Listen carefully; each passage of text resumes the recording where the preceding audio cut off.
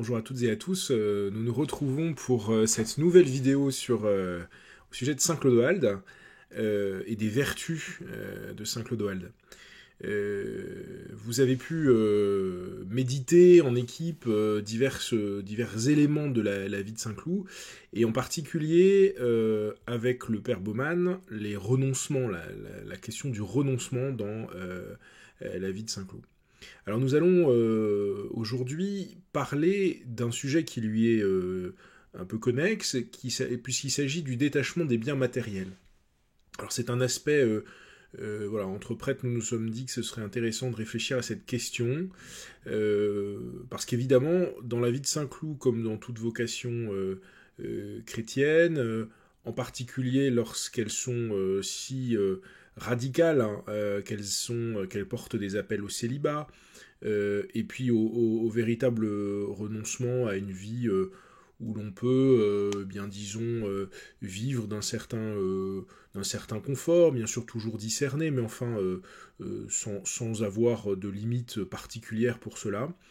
Ces vies-là sont intéressantes parce qu'elles expriment de manière assez intense, assez concentrée, les appels qui nous sont lancés à tous, en fait, pour mener notre vie d'ici-bas.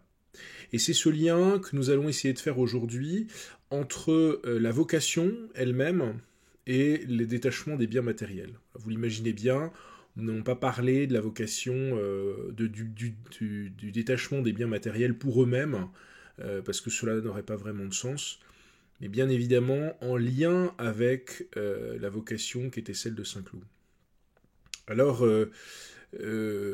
d'abord, c'est déjà considéré une chose, hein, c'est que si l'on veut regarder le lien que Saint Cloud entretenait avec cette question, il nous faut d'abord regarder en effet son appel. Alors, et l'appel suppose de remettre sa vie entière à Dieu. Hein. Quand je choisis d'être appelé, pour bien comprendre la vie de Saint Cloud, son appel, il l'a discerné pas parce qu'il a voulu échapper à une vie difficile, qui était une vie où on allait le pourchasser, qui allait sans doute être une vie de péril, d'angoisse, d'amertume aussi, peut-être une vie difficile parce qu'il s'agissait aussi de régner, tout simplement. C'est pas simplement, évidemment, la vocation n'est pas un renoncement, je dirais, négatif, hein, mais bien sûr, il y a quelque chose de positif. Et comprendre la vie de Saint Cloud, pour bien comprendre la vie de Saint Cloud, il faut d'abord se dire qu'il a eu un appel du Seigneur à lui consacrer sa vie. Et pas tant à renoncer à tout comme ça, parce que tout était difficile, c'est vrai, c'est vrai. Et quand on regarde la vie qu'il a menée, on pourrait dire qu'il avait mille et une raisons de choisir une autre vie. Mais de là à renoncer à tout, y compris au bien matériel, c'est autre chose. Et c'est pour ça que nous devons bien comprendre que ce qui a motivé Saint Cloud dans son appel, bah, c'est vraiment quelque chose de positif, de répondre à l'appel de Dieu, hein, de façon tout à fait concrète. Et avec un programme, un vrai programme de vie. Alors, Saint Cloud a donc voulu remettre sa vie entière dans les mains de Dieu. On peut, par rapport à cette question des biens matériels, penser à la question du jeune homme riche, l'évangile du jeune homme riche en Marc 10, que vous pouvez méditer ensemble à cette occasion. Hein. Marc 10, versets 17 à 31. Et vous savez, c'est cet homme qui vient voir Jésus et qui simplement lui dit « Que dois-je faire de bon, bon maître, que dois-je faire de bon pour aller dans la vie éternelle ?» Voilà. Et Jésus lui dit, bon, après avoir questionné l'appellation de bon maître, lui demande s'il a bien observé les commandements. Et oui, alors donc Jésus lui redit les commandements, et en particulier ceux qui concernent l'amour du prochain. Mais il ajoute encore, et le jeune homme de dire, oui, mais tout ça je l'ai fait. Voilà. Et à ce moment-là, ce qui est très intéressant, c'est que Jésus pose son regard sur lui, hein, et l'aima au verset 21. Hein.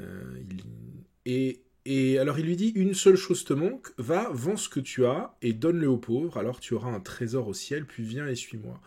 Là pour le coup, il l'appelle et c'est pas le cas de tout le monde, a vraiment marché à sa suite, hein, à devenir l'un de ses disciples, hein, ni plus ni moins. Hein. Mais lui, à ses mots, devint sombre et s'en alla tout triste, car il avait de grands biens. Et là, clairement, c'est ce qui pose la difficulté. Il ne répond pas, ce jeune homme ne répond pas à l'appel à devenir disciple pour le motif de l'attachement qu'il entretient avec des biens matériels. Voilà.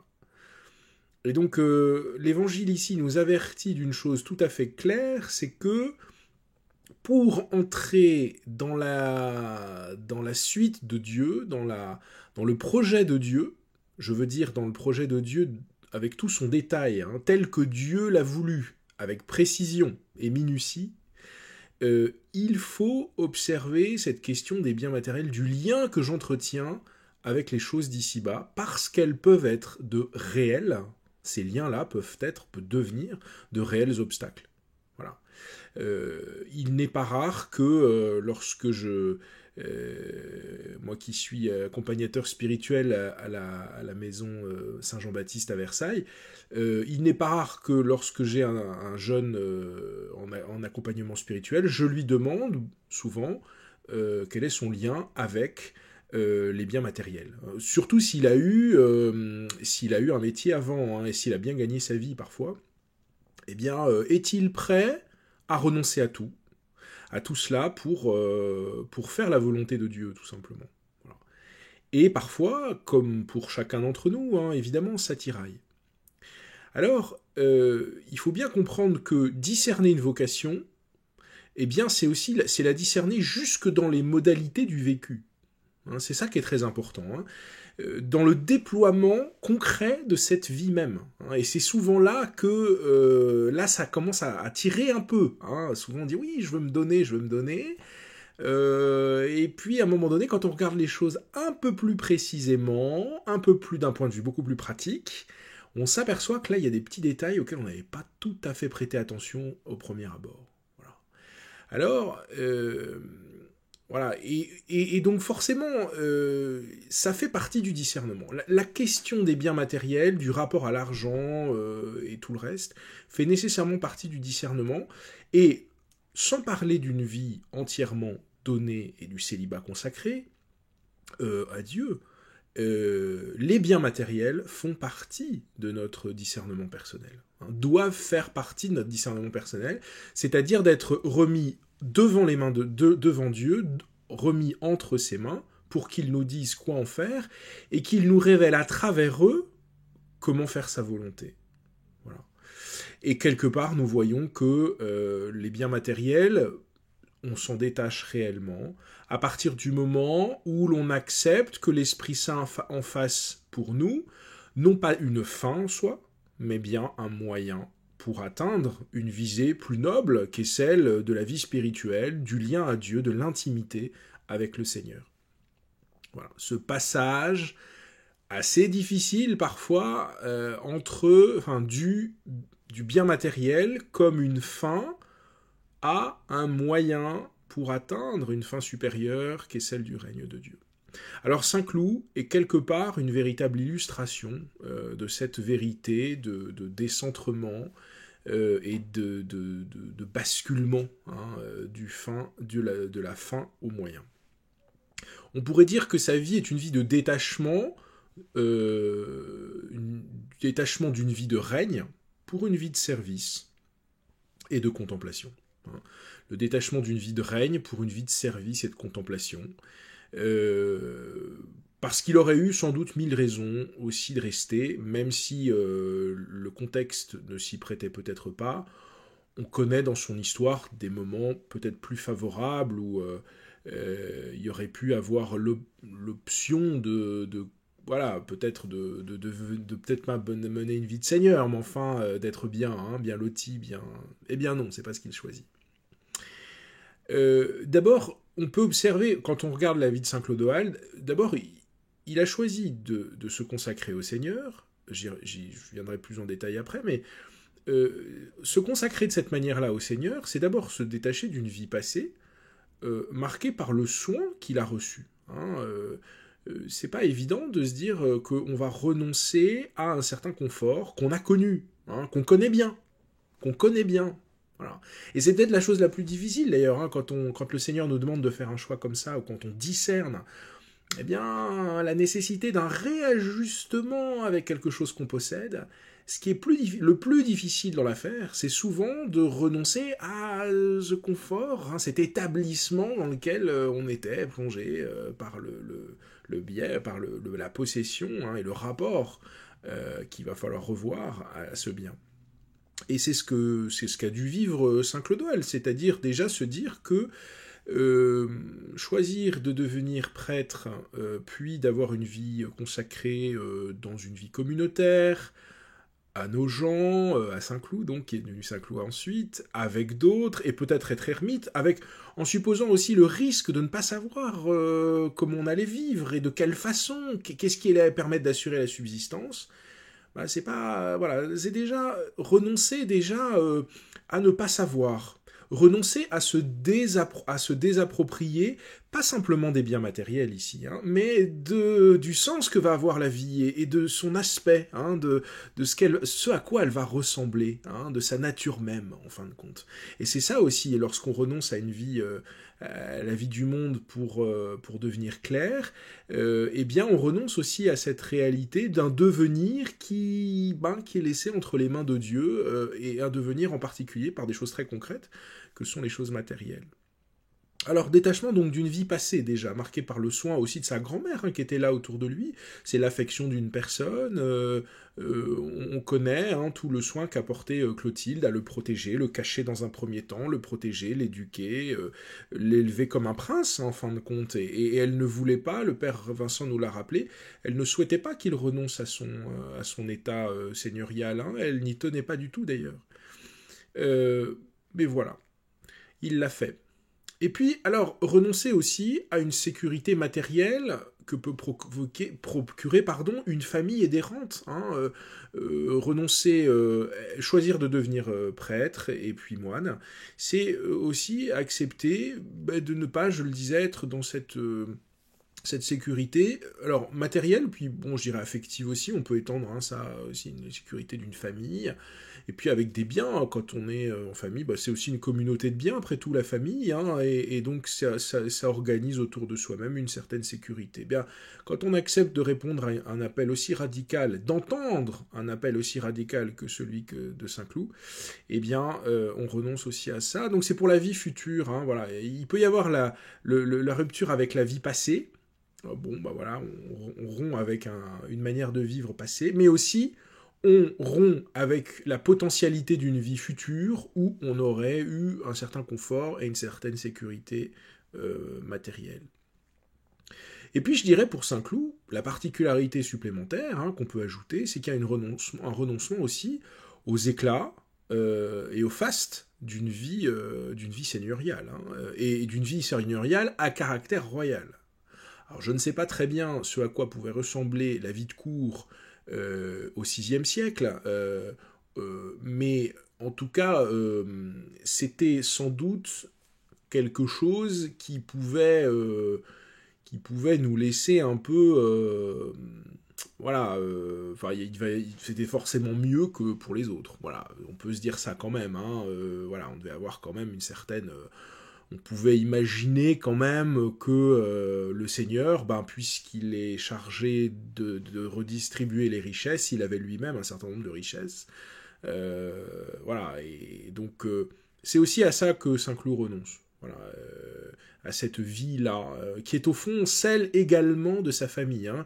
Chez Saint-Cloud, en plus, les deux vont ensemble, hein, c'est-à-dire que nous avons d'abord le lien familial et le lien royal, c'est la même chose, hein, puisqu'il est de famille royale. Hein, donc c'est un monde entier, quelque part, hein, qu'il laisse de côté, hein, auquel il ferme la porte, hein, résolument. Donc il faut vraiment entendre ça, que là, il y a quelque chose de tout à fait... c'est la radicalité même, hein, c'est la rupture, c'est la... Oui, c'est ça, c'est la fermeture, on passe la main, voilà, sur une vie entière, sur tout ce qu'on a connu presque, voilà. Et donc, comme je disais, Clodoald n'a pas vécu le détachement pour le détachement, hein, mais en vertu de l'appel de Dieu, qu'il avait pris aussi le temps de discerner, hein, c'est-à-dire que, bien sûr, le détachement des biens matériels, c'est pas quelque chose comment dire, faut pas mettre ça comme dans tout ce qui est de la vie spirituelle, faut pas confondre le moral et le spirituel. On s'imaginerait que parce qu'on est chrétien, il faut être pauvre ou ne rien avoir, ou bien, d'un autre côté, on pourrait dire, oui, bon, on peut bien posséder ce qu'on veut, après tout, le Seigneur s'en débrouillera. Voilà. Non, c'est pas tout à fait non plus comme ça qu'il faut penser les affaires. C'est toujours le fait d'un discernement, et comme je le disais au départ, eh bien, nous ne pouvons pas penser notre vocation, continuer à discerner nos appels, parce que, oui, c'est-à-dire qu'il ne faut pas limiter la vocation à l'écoute d'un appel à un moment donné de ma vie, puis à un moment donné, une fois qu'il est discerné, j'arrête tout. Voilà, c'est terminé. Non. Le discernement d'une vocation, il continue tout au long de la vie. Et donc, le discernement ne s'arrête jamais. Simplement, c'est à l'intérieur de cette vocation qu'il se poursuit, une fois qu'on a pris la décision et qu'on a bien entendu l'appel de Dieu. Voilà. Mais c'est toujours dans le prolongement de ça. Et finalement, la question des biens matériels subsiste, elle demeure, invariablement. Voilà. Donc on ne peut pas dire qu'elle est à mettre de côté. Voilà. Et donc, Saint-Cloud, lui, alors déjà, il avait vraiment pris le temps de discerner. J'essaie quelque chose de positif, quand même. Il était allé voir Saint-Séverin, qui était un peu l'ermite du moment, qu'on allait voir, qu'on connaissait bien. Il est parti en Provence pour méditer. Il a eu peut-être une période de jeunesse un peu initiatique, où il a eu, au gré de diverses expériences, de rencontres, la possibilité de voir aussi ce que Dieu l'appelait à vivre et à mener. Et puis aussi d'expérimenter de façon pratique le détachement matériel et le détachement des biens, voilà, de manière générale. De renoncer à... On peut imaginer que ce voyage en Provence qu'il a vécu, c'était aussi une manière de mener une vie simple, où il a accepté de ne pas paraître comme un prince, justement, d'être vêtu très pauvrement, pour aussi... continuer son discernement, de expérimenter la pauvreté qu'il attirait forcément, puisque ça faisait partie de l'appel. Ce qu'il faut voir aussi, c'est que dans l'appel, lorsqu'on discerne un appel à utiliser un bien matériel d'une manière ou d'une autre, à avoir un style de vie particulier, on se sent bien évidemment attiré par celui-là, forcément. Si on le mène, c'est pas pour tester, c'est pas pour voir. Alors il y a une partie bien évidemment d'expérimentation, mais c'est pas le test pour le test pour lui-même, on resterait à quelque chose de très extérieur, de très superficiel au fond, et mondain. Non, c'est un véritable dépouillement personnel et matériel, parce qu'en fait, il y a un véritable dépouillement du cœur. Ce qu'il faut bien voir aussi, à travers cette question du détachement des biens matériels, c'est qu'en fait, ce que l'on désire fondamentalement dans le détachement des biens matériels, c'est le détachement du cœur, c'est le dépouillement du cœur devant son Seigneur, alors qu'on veut et on désire lui laisser la place dans sa vie, et qu'il soit tout entier là, présent aux autres, à travers la vie humble qu'on essaye de mener, sous son regard, et par sa houlette, en fin de compte. Voilà. Alors, voilà, c'est une vie, donc, qu'on n'a pas pu détacher, c'est une condition qu'il a véritablement discernée, parce que le goût lui en a été donné, parce qu'il a su aiguiser ce goût, et voilà. Alors peut-être que, je ne sais pas, moi, vous avez peut-être fait un jour l'expérience d'un pèlerinage mendiant, peut-être que vous avez fait l'expérience tout simplement d'un pèlerinage à pied où vous n'aviez pas grand-chose, et on sent aussi l'appétence que ça donne, la disponibilité, la liberté pendant quelques temps, quelques jours, d'être simplement sans rien. Voilà. Alors c'est l'amitié fraternelle de ceux qui nous entourent, mais fondamentalement aussi, on est face à soi-même et face à son Seigneur qui est là présent en nous et qui nous cherche, qui veut faire en nous sa volonté. Et ça rend une joie énorme, très forte, très grande. C'est ce goût-là qu'il faut chercher, et c'est ce goût-là qu'avait Saint-Cloud réellement. Quand on voit la vie qu'il a menée, c'était à ça que ce goût qui était présent en lui l'appelait. C'était ce goût-là qu'il avait. Alors dans la vie de rupture qu'il a ensuite menée, le lieu donné de nos gens fut dédié à la prière. C'était le monastère, le petit monastère, le Moustier. C'était une vie dédiée à la prière, au partage fraternel, aux soins des pauvres, on peut l'imaginer. en fait au royaume de Dieu, hein, et non à celui des hommes, ou qui était celui de sa famille. Hein, et voyez comment aussi dans cette vie-là, tout pouvait lui rappeler un autre règne auquel il avait renoncé. Hein, c'est très beau quelque part. Hein, il y a quelque chose de l'ordre de la croix ici, hein, qui se donne à penser, à méditer, hein, à contempler, à vivre. Hein, où finalement on est quelque part un peu crucifié avec nos passions, nos appétences mondaines, en vertu du règne de Dieu qui est là présent par l'Esprit, bah voilà, depuis que le Seigneur est venu à nous, hein, et jusqu'à nous pour nous le dire et le mettre en œuvre. Et donc c'est un autre royaume qu'il mettait en place dans cette petite communauté de nos gens, où tout était ordonné à la charité, à l'amour de Dieu, à la charité fraternelle. Et ce qui rend aussi cet amour possible, hein, ce royaume palpable, c'est que on peut désirer la pauvreté justement non pour elle-même, comme de véritables ascètes, voilà, ou de ceux qui dans l'Antiquité étaient debout vivaient sur leurs colonnes, hein, comme les stylites, mais pour le Seigneur, et pour Dieu justement, pour Dieu lui-même. Hein. Et ça c'est compréhensible que par l'incarnation elle-même, hein, parce que c'est le Christ qui nous a montré comment et qui a permis en nous que un dépouillement puisse être vécu comme une manière de laisser Dieu entrer en soi pour y faire sa volonté et pour que sa présence déborde jusque dans un style de vie pauvre. Voilà. Et comme dans toute communauté de table et de pauvreté, on devait vivre aussi des dons reçus. Hein. On peut imaginer comment on vivait des dons reçus à la table de Clodoald avec ses amis. On peut imaginer que, étant donné sa notoriété, il y avait des dotations, qu'on allait sans doute redistribuer aux pauvres, hein, forcément.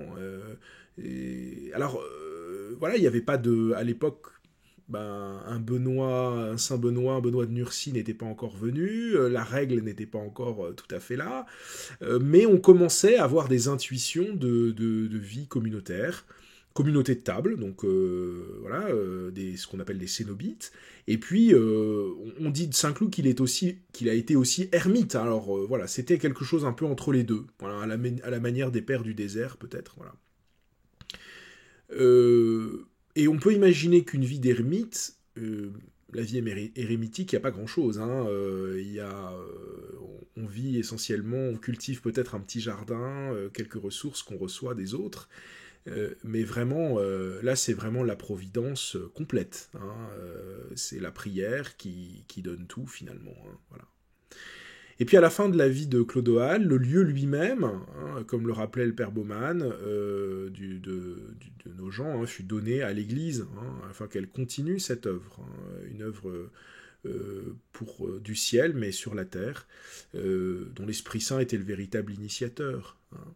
Ce qui fait aussi, c'est ça aussi le véritable détachement, quelque part, hein, le renoncement des biens nous permet le détachement à un certain pouvoir et une certaine notoriété.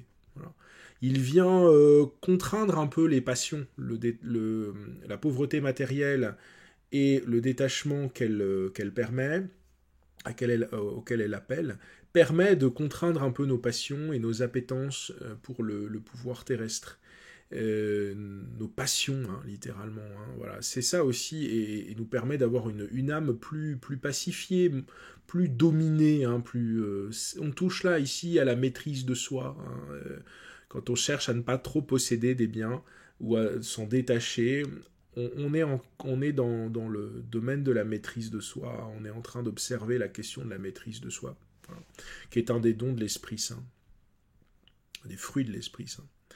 Nous voyons comment, ainsi, à travers la question du lien aux possessions matérielles, hein, ce qu'une vie peut signifier de son lien à Dieu. Vous voyez, hein, la manière avec laquelle Clodoald vivait disait aussi tout l'amour, tout le don de lui-même à son Seigneur. Voilà. Et c'est ce qui rend, son témoignage éloquent, dense et porteur, hein, pour chacun d'entre nous, hein, comme pour beaucoup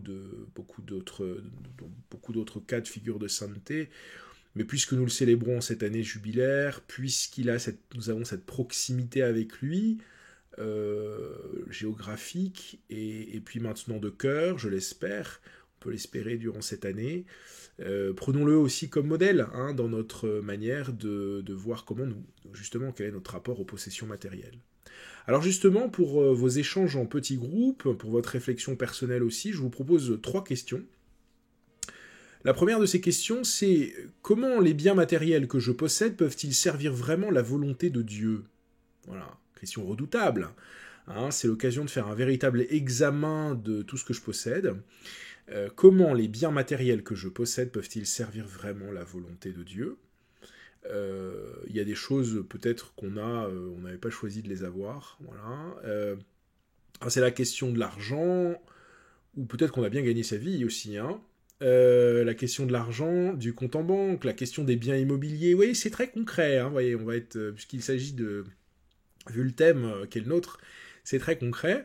Les biens immobiliers aussi. Je parlais des biens immobiliers, mais aussi les biens mobiliers, voilà, et les biens de consommation aussi, la nourriture, les vêtements, les services, les objets technologiques, voilà. Tout ça, comment est-ce que ça devient un moyen pour laisser à Dieu, pour je puisse faire sa volonté, trouver sa volonté. Des moyens qui visent à, voilà, qui augmentent ma foi, qui permettent d'augmenter ma foi, mon espérance, ma charité, des moyens qui sont, ordonnés, que j'essaye de vivre avec toutes les vertus possibles. Voilà. Qui me permettent de me donner. Mais comment ? Voilà, c'est ça la question, et à qui ? Voilà. Et parfois, on s'aperçoit qu'il y a peut-être, en vous posant cette question-là, comment les biens matériels que je possède peuvent-ils servir vraiment la volonté de Dieu, vous vous apercevrez peut-être qu'il y a des choses qui servent à rien, voilà, qui ne servent pas à la volonté de Dieu. Voilà, il faudra peut-être en tirer des conclusions.